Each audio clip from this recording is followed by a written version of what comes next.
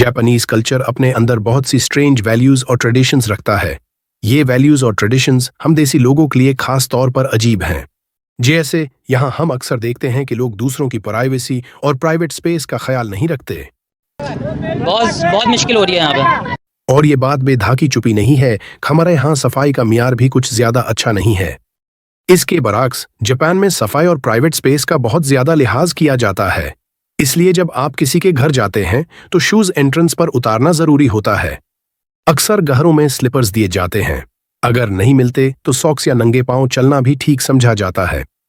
ये रवायत पुराने जापानी घरों से आई है, जहां फर्श ततामी मैट्स से बनाए जाते थे जो साफ और डेलिकेट होते हैं। ततामी मैट्स एक खास जापानी कालीन है। जैसे हमारे यहाँ मुख्तलिफ किस्म के मैट्स और कालीन घरों में डाले जाते हैं। इसी वजह से जूते घरों के अंदर ले जाना बेअदबी समझा जाता है।